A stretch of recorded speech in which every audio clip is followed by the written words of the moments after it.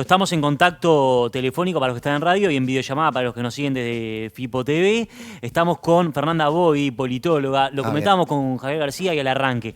Un parlamento inusitado de cara al que sea el próximo gobierno, sea el Frente Amplio o la coalición republicana, porque no hay mayorías parlamentarias. La mayoría la tiene el Frente Amplio en senadores, pero no hay mayorías parlamentarias en general. Y eso implica que sea algo inédito en el Uruguay, o por lo menos de hace larga data que no ocurría. Y de eso vamos a estar charlando un poco con Fernanda Boidi y también de los resultados de lo que ocurrió el domingo. Fernanda, ¿cómo estás? ¿Qué tal? Buenos días, ¿cómo están? Bien, muy bien, gracias por estar ahí del otro lado. Lo comentábamos recién, capaz que arrancamos por ahí. Es un tema que los politólogos veo que se están metiendo todos y estaría bueno entenderlo un poco.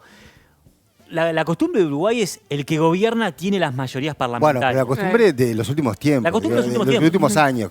Quizás últimos 60 años. Últimos 70 años. No, porque pensá en el voto 50, Darío Pérez. Claro, pero es algo que cambia durante el Parlamento, ¿no? Claro. O, por ejemplo, Sí. en el 2002 arranca una coalición, como fue Luis Alberto Herrera y Jorge Valle, y luego se rompe la coalición. se está instalando la idea de que no se puede casi gobernar sin mayorías parlamentarias. Eso le queríamos preguntar a Fernanda Boy, a ver, ¿por qué se está instalando esa idea?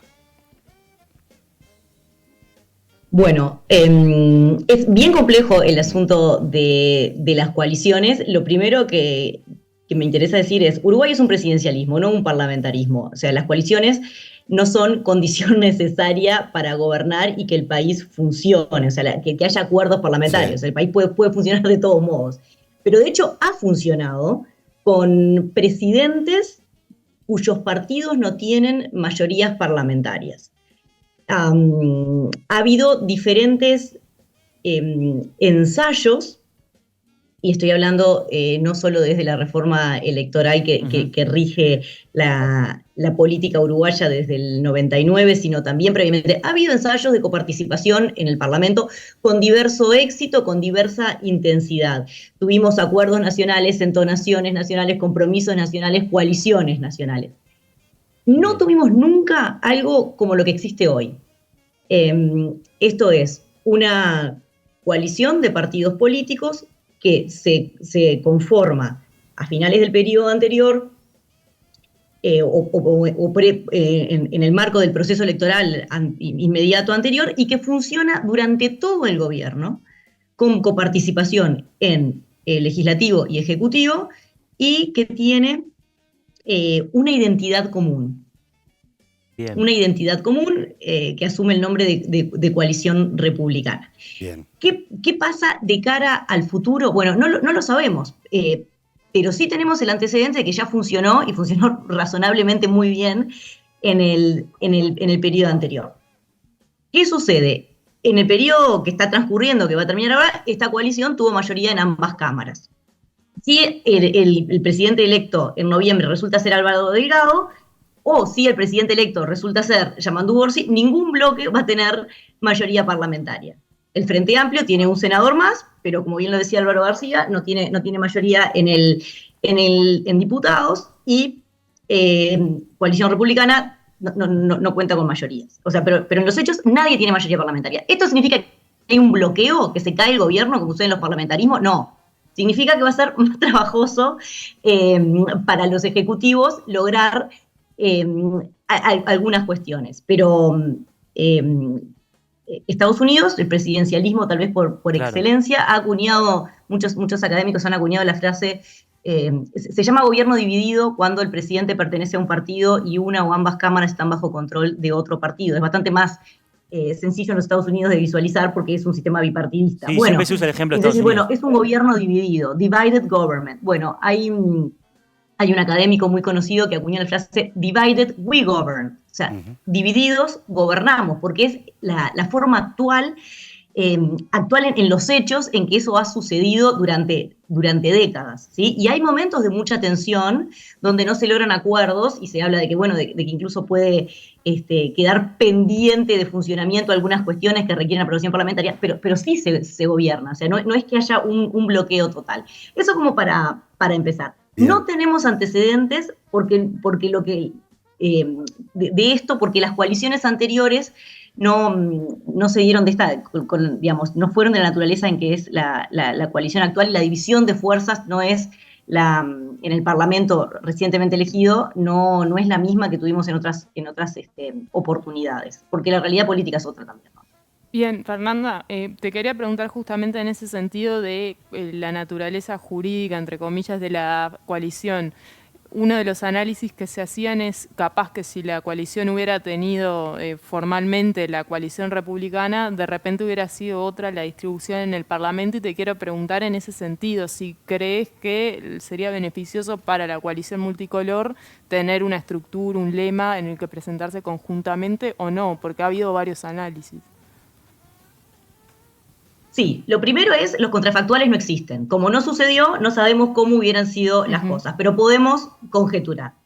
Con un lema único, la coalición hubiese tenido mayoría parlamentaria. Sí. Por la forma en que los votos se traducen en escaños, ¿sí?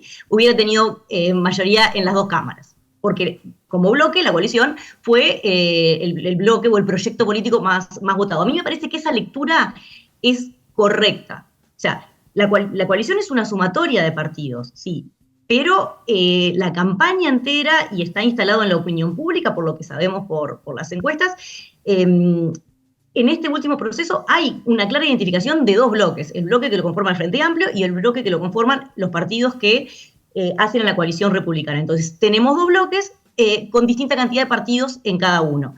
Si el bloque de la coalición republicana hubiese sido un único partido, hubiese comparecido bajo un único lema y hubiese obtenido la cantidad de votos que obtuvo, tendría automáticamente la mayoría parlamentaria. Ahora, si la coalición republicana hubiese comparecido a las elecciones de octubre como un único lema, ¿hubiese tenido los votos que tuvo? No lo sabemos. Claro.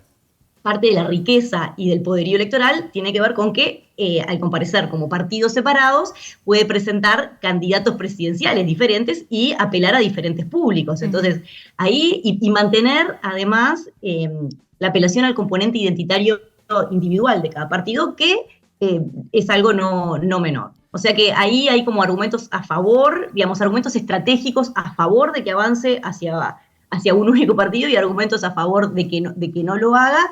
A mí me parece que hasta ahora ha funcionado más que razonablemente bien en estas condiciones, dando el salto además para las elecciones municipales, donde se hace como un mejor aprovechamiento de la ingeniería electoral, si se quiere, cuando, al menos a priori, en teoría, cuando comparecen más de un candidato bajo un único lema.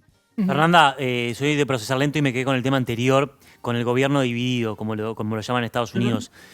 Ahora estamos en campaña electoral, entonces las diferencias están más marcadas y uno diría, es imposible que uno de los dos pueda gobernar, y es también la idea que se quiere instalar, ¿no?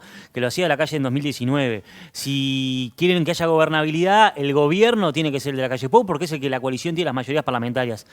Pero luego de que pasan las elecciones y hay que sentarse a dialogar en el Parlamento, ¿qué experiencia dicen que otros países que tienen este gobierno dividido? Si hay que entregar hay que entregar cargos del Ejecutivo, ¿cómo se logra esa gobernabilidad para que no sea todo el tiempo un trancazo, que no se voten censuras a ministros, venias, que no haya todo el tiempo comisiones investigadores por cualquier cosa? ¿Cómo es la manera de que este gobierno dividido funcione? La manera en que los gobiernos divididos funcionan pasa como por distintos canales, ¿no? Uno es esto que mencionaba García anteriormente. No es que llegan al Parlamento a acordar y en la sesión legislativa se toma todo el mundo las propuestas por sorpresa y ahí se enteran, se discute y se resuelve o se bloquea. Las negociaciones pasan por otros carriles previos. Y hay muchas oportunidades de acuerdo sobre temas y sobre cuestiones que hacen al funcionamiento diario de los gobiernos, que se gestionan casi como trámite y que no, digamos, y sobre los que se llegan a acuerdos. Esos acuerdos pueden ser programáticos, pueden ser de coparticipación. También es verdad, el poder está dividido y eso hay que reconocerlo en la integración de los entes, en la integración de los cuerpos que requieran venias parlamentarias, pero así se ha hecho tradicionalmente, digamos, cuando las mayorías son automáticas o más abrumadoras, ha sido tal vez menos visible esa discusión. Pero los gobiernos pueden funcionar y van a tener que acordar en algunos temas. probablemente con matices, tal vez si es necesario si el presidente es Orsi y quiere llevar adelante una política que sea central, que requiera aprobaciones parlamentarias, va a necesitar acordar ciertos artículos o matizar ciertas cuestiones para obtener los votos de la coalición de gobierno. Lo mismo le pasará si el presidente es Delgado. Pero los gobiernos pueden funcionar de este modo. Mira, hay varios colegas que han escrito sobre coaliciones y funcionamiento de coaliciones en Uruguay y en el resto de la región. Y eso es muy importante para entender, pero no necesariamente para predecir, porque como yo les comentaba antes, estamos en una situación atípica. Mi área de especialización ha sido las actitudes de los ciudadanos hacia, en particular, los congresos. ¿Sí? Mi tesis doctoral fue sobre vínculos entre ciudadanos y poderes legislativos en la región. Y lo que sucede es que los ciudadanos, para empezar, en el mundo y en la región, los ciudadanos se sienten lejos de las instituciones de representación, de los partidos y de los congresos o de los parlamentos, aunque Uruguay es un caso atípico. Pero lo que sí encontré en la investigación es que cuando los ciudadanos perciben que el Parlamento tranca al presidente, que como que cumple excesivamente la función, porque la función del Parlamento es controlar, es ser contrapeso, pero cuando los ciudadanos perciben que esa función se cumple excesivamente, cuando el Parlamento tranca al presidente, se desapegan, se alejan de la institución y empiezan a sentir sensaciones de rechazo. Entonces, también, para el partido que queda en la oposición, atravesar el palo en la rueda todo el tiempo no parece como la mejor estrategia. O sea, no parece como la mejor estrategia para la gobernabilidad y para el funcionamiento del país, pero no parece la mejor estrategia electoral tampoco. Claro. Entonces, creo que hay motivos altruistas y egoístas para el que sea que esté en la coalición, en la oposición, en el futuro gobierno, hacer lo mejor de su parte para que el gobierno funcione moderadamente bien, razonablemente bien. Bien. Quería preguntarte, Fernanda, un poco por los resultados y qué análisis hacen ustedes, los politólogos, en este caso tu análisis, mejor dicho. La coalición republicana tuvo 85.000 votos más que el Frente Amplio. Votó 44,7% el Frente Amplio y la coalición casi 48%.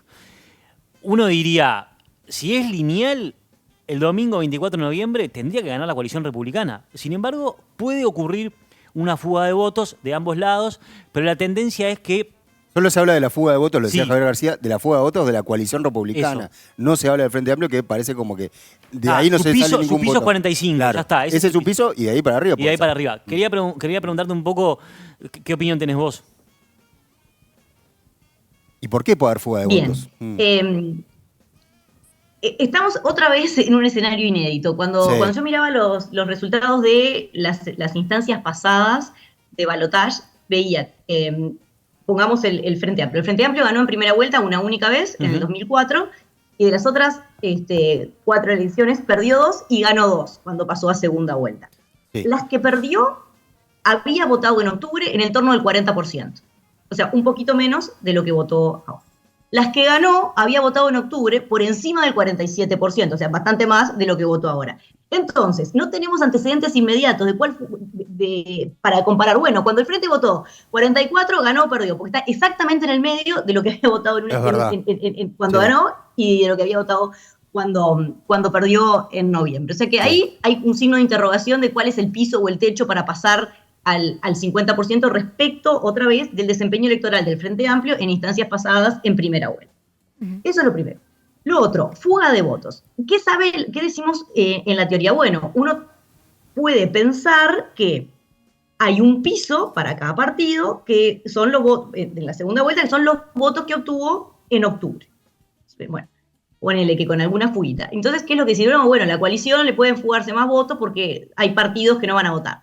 Bueno, sí o no, porque ya vimos que los partidos que no son, los votantes de los partidos que no son el Partido Nacional también tienen como un componente de identidad o por lo menos de afinidad con el Partido Nacional por la experiencia de coalición y por la identidad y la comunicación de coalición. Entonces, me parece que no cabe esperar una fuga de votos importante en ese caso en la teoría. ¿Por qué? porque hay una identidad coalicional que excede la identidad del candidato Delgado, que es el que pasó. Bien. Eso hay que verlo, pero me parece que es una hipótesis más que razonable por lo que muestran las encuestas de esta identidad de bloque y de afinidad de bloque. Por más que no se sientan coalicionistas, que no sientan que son blancos o colorados o coalicionistas, podrían sentir una afinidad más cercana a Delgado que a Orsi, porque ya lo expresaron de ese modo. Entre paréntesis, solo la mitad de los uruguayos tiene una identidad partidaria, una camiseta partidaria. Dice, soy frentista, soy colorado, soy blanco, soy independiente. El resto puede sentir más o menos cercanía, más o menos afinidad, más o menos interés o deseo de expresar extensión. Pero esos son los que pueden cambiar. ¿Sí? Y ahí empiezan a pesar otras cosas, que también son importantes y que a mi juego podrían... En algún punto de inclinar la balanza. Empieza a pesar la imagen individual de los candidatos. Ya no están los sectores que los apoyaron, o necesariamente los sectores que los apoyaron, o los sectores a los que los votantes decidieron apoyar en el Parlamento, ¿sí? Sino que son los candidatos, y la imagen de los candidatos en su calidad de presidenciables. Empieza a tallar también, porque acá tenemos dos opciones nada más, bueno, empieza a tallar también... Se dice a veces, bueno, esto es un plebiscito para el gobierno, ¿sí? Si los ciudadanos que piensen que las cosas han marchado razonablemente bien hasta ahora, bueno, podrían ir por Delgado. Los ciudadanos que entiendan que no, irán por Orsi. Entonces, hay muchas distintas formas de leer cómo se va a dar la votación de cara a noviembre. Y de hecho, hay muchas distintas razones que los ciudadanos van a poner, que los distintos ciudadanos van a poner en la balanza. Es más, para un mismo ciudadano, hoy puede pesar una cosa y mañana otra y el día de la elección otra. Y Fernanda, entonces yo creo que vamos a tener cierta incertidumbre. Veremos cómo evolucionan las acciones de campaña, que también pueden ser determinantes, y las intenciones del electorado. Y como analista vos, ¿qué entendés qué ajustes debería hacer tanto el comando de Orsi como el comando de Delgado, pensando en que hay este público que vos tenés que captar o retener? ¿Cuál ves que fue el talón de Aquiles de cada campaña que habría haber ajustes? Bueno, el talón de Aquiles, a ver, el talón de Aquiles de la campaña de Orsi ha sido su comunicación, que ha sido poca y más bien como errática. Entonces, Orsi no tiene más que salir a la cancha. Y Delgado ha mostrado esta idea de reelegir un buen gobierno. A mí me parece que en cierto punto ha sido acertada, porque se habla de un gobierno sabemos que es un gobierno que tiene alta aprobación, un presidente que tiene alta aprobación, y que no hay grandes intenciones de cambiar en un conjunto grande del electorado. O sea, no hay una demanda grande de cambios. Delgado, acá tiene una ventaja, porque puede mostrar lo que ha hecho. O sea, puede mostrar acciones. Orsi puede mostrar qué es lo que haría, pero no tiene una experiencia o un currículum de gestión a nivel nacional. Delgado puede mostrar que su bloque se ha mantenido unido en los temas en los que ha estado de acuerdo. Orsi no puede mostrar eso, más bien eso es una debilidad por todo lo que ha pasado, en particular en relación a la campaña de la reforma de la seguridad social. Entonces, ¿qué es lo que tiene que hacer Orsi? Bueno, dar algunas certezas a los mercados y a los ciudadanos y mostrar liderazgo, ¿sí? Mucho se ha hablado de esta campaña de que los candidatos no necesariamente son los líderes de sus partidos, que los partidos han quedado un poco huérfanos de liderazgo. Bueno, los dos deberán demostrar eso también. Sí. Fernanda, te quería preguntar, en ese sentido de la parte de comunicación de cada uno de los candidatos, que ahora tienen que salir a la cancha a jugar, son personas, se eligen a 2 personas y no a sectores. Te quería preguntar qué tan determinante puede ser para vos un debate que va a ser obligatorio esta vez.